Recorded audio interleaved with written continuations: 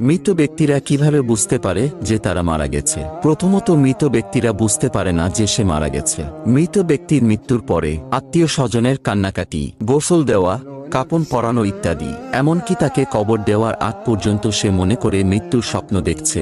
এমন অবস্থায় সে চিৎকার করে সাহায্যের জন্য বা তার স্বপ্ন ভাঙানোর জন্য। কিন্তু আফসোস, কেউ তার চিৎকার শুনতে পায় না। যখন সবাই তাকে দাফন করে চলে যায়, তখন মৃত ব্যক্তি একা হয়ে যায়। তখন মহান আল্লাহ তাআলা তার দেহের মধ্যে পুনরায় আত্মা ফিরিয়ে দেয়। প্রথমত, মৃত ব্যক্তি এটি ভেবে নেই যে হয়তো তার খারাপ স্বপ্ন শেষ, এখন সে ঘুম থেকে জেগে উঠেছে, তাই আল্লাহর নিকট কৃতজ্ঞতা প্রকাশ করে।